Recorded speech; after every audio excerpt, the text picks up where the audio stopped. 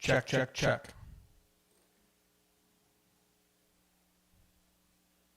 Hello, hello. Check, check, check.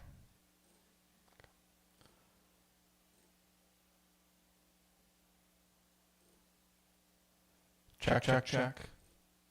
Hello, hello.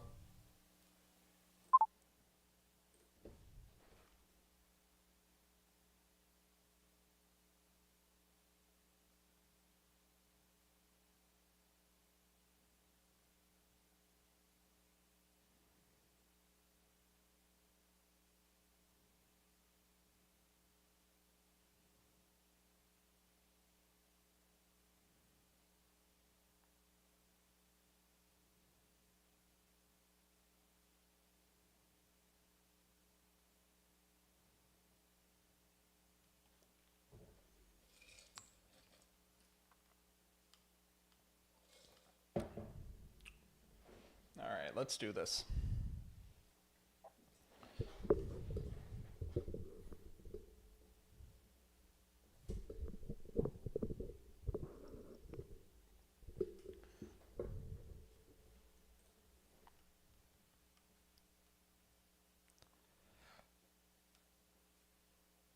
Welcome to a special edition of Making the Call. You get, let's try this again. Beep. Welcome to a special edition of Making the Call. You're getting a second episode this week. We don't normally do this, but I'm hopping on for a quick solo podcast to break down the Mavs' very active trade deadline. They made really two big moves. I'll go through it all. We've got new additions coming in, PJ Washington and Daniel Gafford. I'll break those down, give my instant reactions to them, and then we'll be covering them more in depth on next week's episode with Alex. Him and I will be on to break down the full Mavs trade deadline, kind of, have a few days to digest it, and we'll be talking about a lot more. But I wanted to hop on real quick to give you my instant reactions. So full recap for the Mavs trade deadline. Really, it was three transactions, and then I'll summarize it here for you. So first was a 2028 first-round pick swap with Oklahoma City in exchange for the second least 2024 first from OKC. So Oklahoma City has a ton of 2024 first-round picks. Whichever one is the second worst will be going to the Mavericks, but not actually going to the Mavericks because they did that pick swap, took the first-round pick in return, packaged that with Rashawn Holmes, and that is going to Washington for Daniel Gafford, backup center.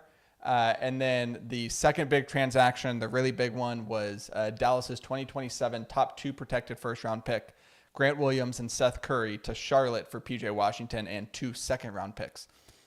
So to summarize, coming in, we've got PJ Washington, Daniel Gafford, 2 second-round picks from Charlotte, and technically a 2028 first-round pick swap with Oklahoma City. You could say that's coming in. It's going out because whichever of the 2 picks between Dallas and Oklahoma City in 2028, the best one will go to the Thunder.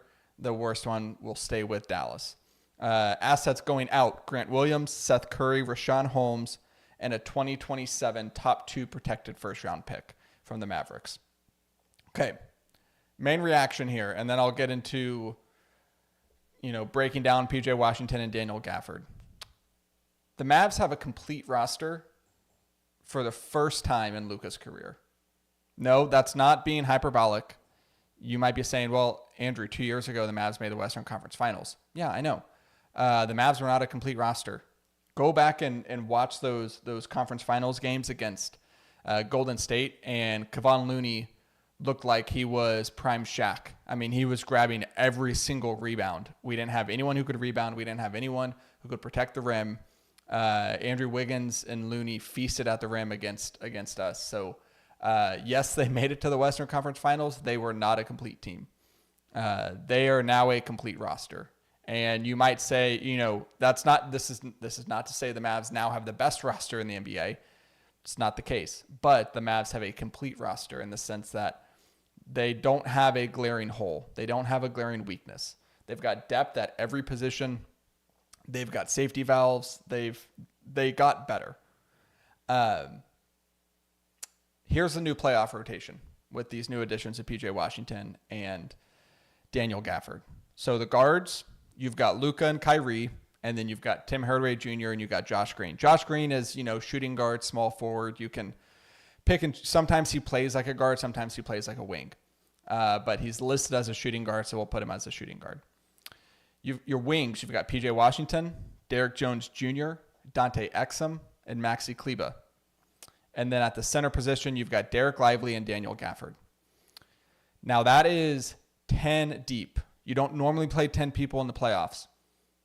The reason I list out those 10 is because if you look at Tim Hardaway Jr., Josh Green, PJ Washington, So Tim Hardaway Jr., Josh Green, PJ Washington, Derek Jones Jr., Dante Exum, Maxi Kleber, and Daniel Gafford.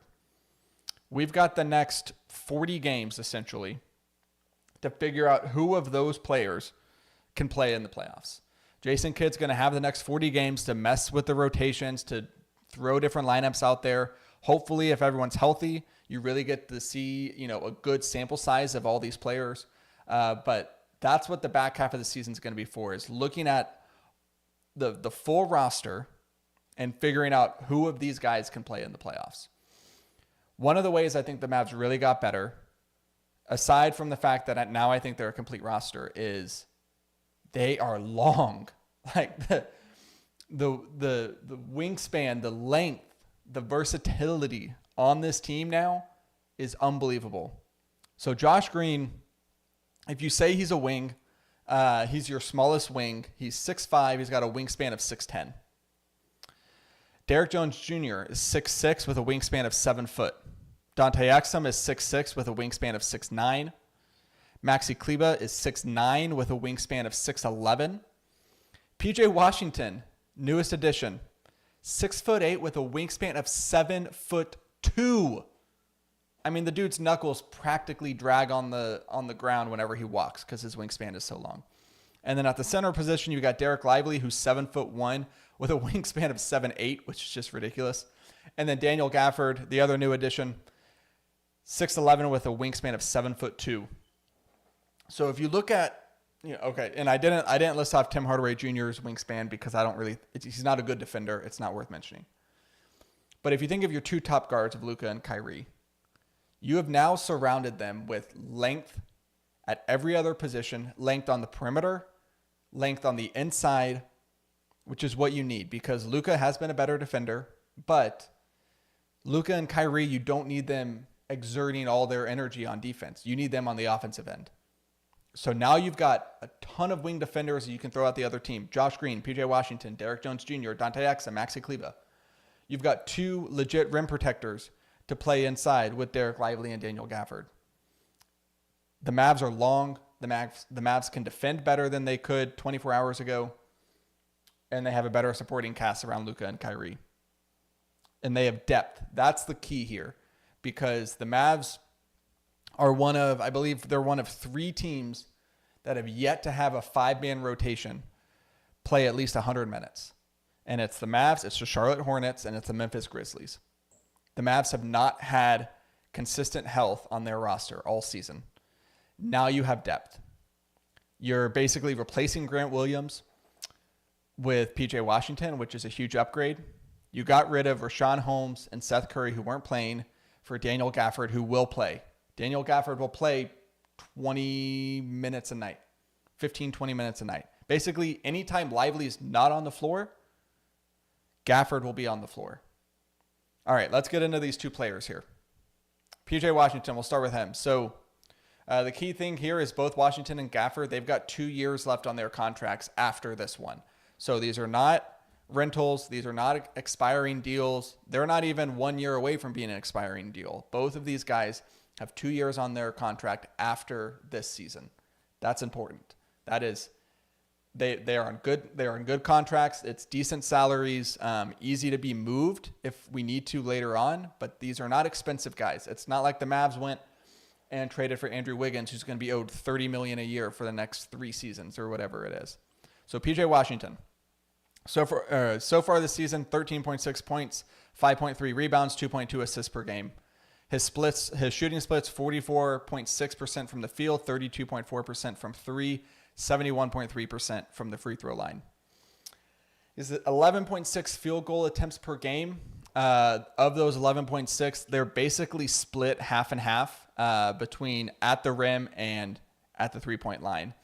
When I say at the rim, it's 8 feet or less. So not dunks, but you're basically restricted area inside, maybe a little bit further. 8 feet or less, half the time. The other half of the time, shooting threes. He has maybe about 1 or 2 attempts a game that are more in the mid-range area, but predominantly it's at the rim, at the 3-point line. One of the biggest ways he's an upgrade over Grant Williams, because you look at that 3-point percentage, you say, okay, 32% from three. That's not great. That's not, it's not like he's 37, 38, getting close to 40%.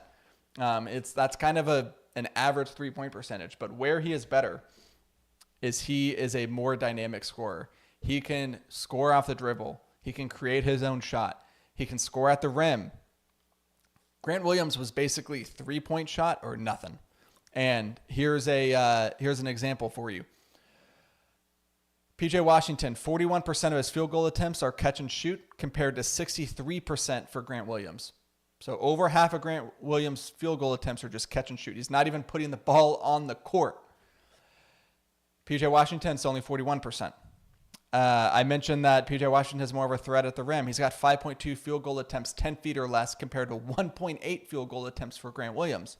Grant Williams is really not shooting the ball if it's not a 3-point line. That's not the case for PJ Washington. Conclusion, he's a much more dynamic scorer. He's also a better defender. I mean, if you were watching any Mavs games this season like I've been, Grant Williams has not impressed on the defensive end. And I'll talk about Grant Williams more specifically as we kind of wrap up this episode, but I want to really focus on the new additions, PJ Washington and Daniel Gafford. And Washington, if you're upgrading or if you're replacing Grant Williams' minutes with PJ Washington, you are a better basketball team. Washington is bigger, he's longer, and he is more talented on the offensive end, and he is more equipped on the defensive end because of that long wingspan. He's gonna have more block shots. He's gonna have more contested shots. He's gonna make life more difficult for the opposing team, which is not something Grant Williams was doing in his short time here in Dallas. All right, Daniel Gafford. Let's talk about the other new addition. Perfect backup big. I mean, he's not going to start. You have Derek Lively, but he is the perfect backup big. I mentioned his measurables earlier. Let me scroll back up and see that. Yeah, 6'11" with a wingspan of 7'2". His stats this season: 10.9 points, 8 rebounds a game on 26.5 minutes per game. Also logs 1 steal and 2.2 blocks per game. So decent backup big numbers, right? 8 rebounds. Love to see that. Here's what I think is really cool. He is 8th in the NBA this season in dunks with 94 dunks on the season. Lively is 7th with 97. So they are literally on top of each other. And the Mavs now have 2 players that are top 10 in dunks. And I believe they are the only team in the NBA who can say that, who have 2 players in the top 10 on dunks. Another huge thing, another thing that I believe was a big motivation for them trading for Gafford is his durability, because I mentioned how the Mavs just have not, they haven't been healthy. They've been one of the least healthy teams this year.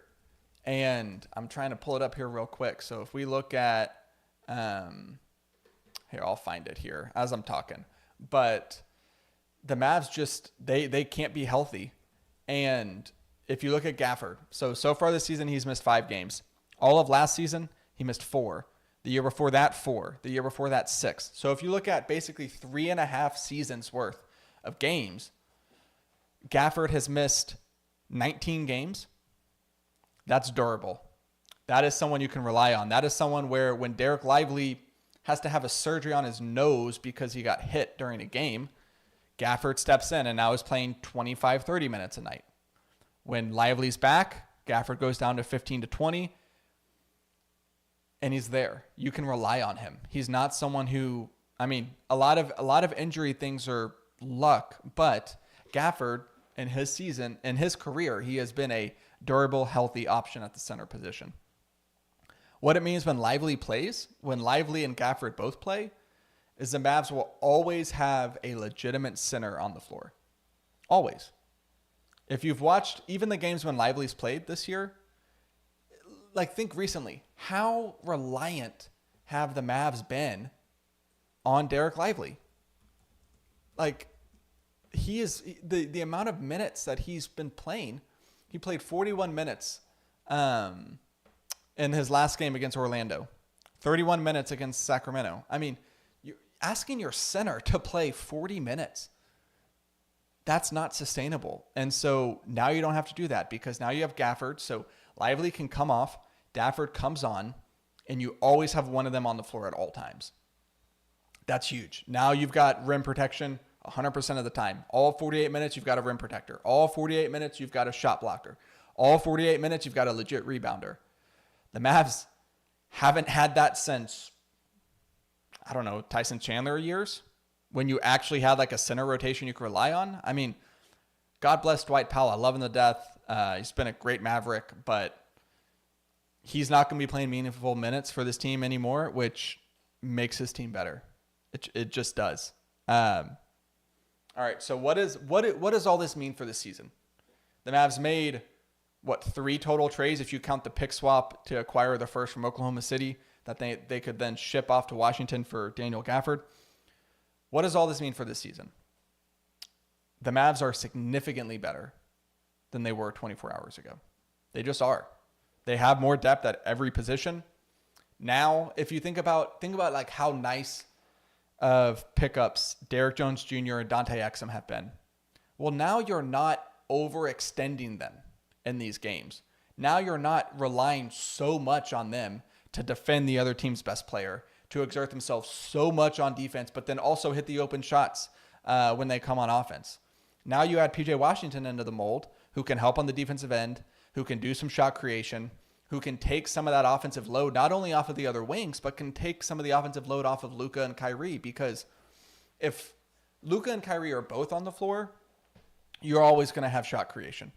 But if just one of them's on the floor, let's say it's Luka. Let's say Kyrie is hurt or whatever, and it's Luka and it's PJ Washington, and then you've got, Derek Jones Jr., Dante Exum, and maybe Lively. Let's say there's 5 seconds left on the shot clock and the team's trapped Luka. They've doubled him. He's not going to have a shot. Before, he didn't really have anyone to go to. It was maybe throw it off to Lively and see if he can make something happen, in the paint. Maybe you dish it off to Derek Jones Jr. and see if he can get lucky. But now he can dish it off to PJ Washington. He can put the ball on the floor. He can, cross a dude up and get a good look for himself. Or PJ Washington gets the ball, drives to the rim. Now you've got the double team on Luka in this scenario, right? So now you're playing 4-on-3. PJ Washington drives to the rim, either gets a good look, or now he's got an open outlet in the corner that he can pass it to. The options at having another scorer on this team, another shot creator on this team, the options that gives you is just amazing.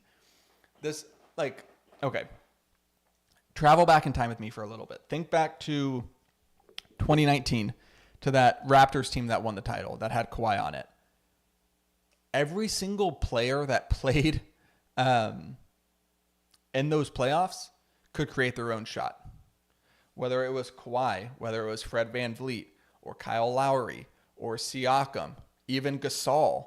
Like, every single player who played could create their own shot, which gives you a big advantage on the offensive end because now you're not predictable. Now the other team, they can't get into their set and they can run their switches and their rotations and contest your shot. Now every single person on the floor is a threat, and the Mavs could roll out I don't know how often they're going to do it, but if they want to do a small ball lineup and it's Luka, Kyrie, Tim Hardaway Jr., Josh Green, and PJ Washington. You can only do that if you're playing small, but I mentioned the wingspan of PJ Washington. So he could be like a small ball 5 in this scenario. If you roll all five of those guys out on the floor at the same time, all five of them can create their own shot. All five of them can score in every level. And that is a menace to defend if you're the other team. So the Mavs are significantly better this season. They have significantly more lineup flexibility.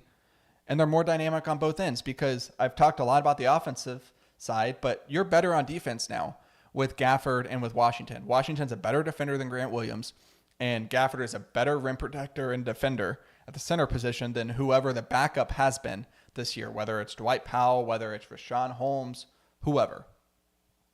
The Mavs are just better, top to bottom. Final thoughts here. So, it's hard not to be impressed with the Mavs deadline. Like, they knocked it out of the park.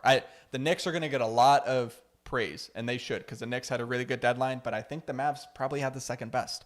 The Mavs went from a team that seemed like they were destined to be like a play-in team to where now they're a legit playoff team, and whoever of those top four teams the Mavs play in the playoffs, whether it's the Clippers, the Timberwolves, the Nuggets, or the Thunder, none of those four teams are going to want to play Dallas now.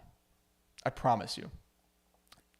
Dallas will be the hardest out of the lower seeds because I don't think record-wise, I don't know if the Mavs can crack that top four because of the distance right now in the standings. They would need, significant movement both for them up and one of those four to drop. I don't know if it's going to happen.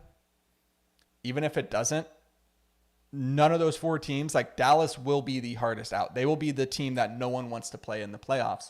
And you get into a playoff series, you have Luka and Kyrie as your top two, and then you've got all this length to throw at the opposing team. I wouldn't want to play them.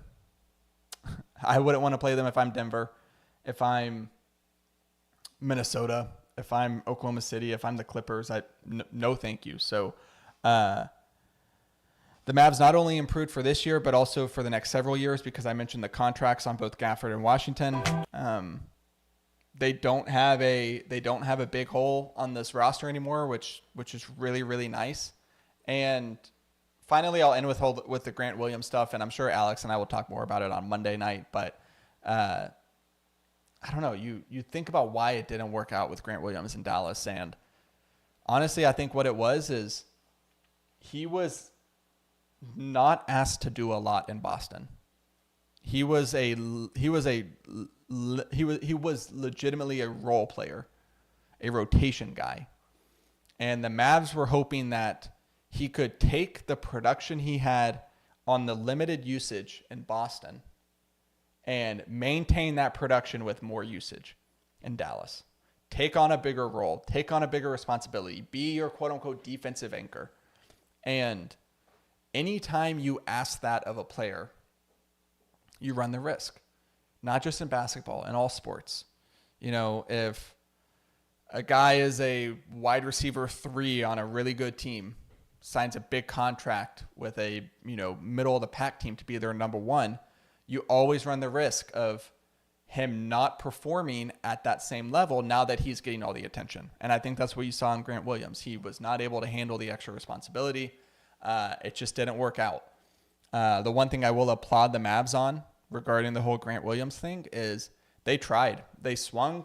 You're not always going to hit a home run. They went for it with him, and they were not afraid to admit that it didn't work. You can see some of these front offices, they're like, well, no, I vouched for Grant Williams. Like, I convinced ownership to go do that sign and trade, so, like, we're going to force minutes down his throat. We're going to try to get this to work. And Nico Harrison and the Mavs brain trust said, nope, didn't work. Let's move on. Let's try something else. And they were able to do that. They were able to get PJ Washington without giving up Josh Green, which Charlotte really wanted. So great work by Nico.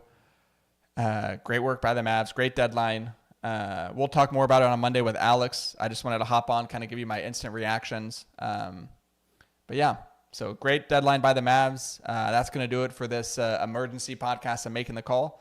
I hope everyone has a fantastic rest of your week going into the weekend. Enjoy the Super Bowl, and we will see you next time.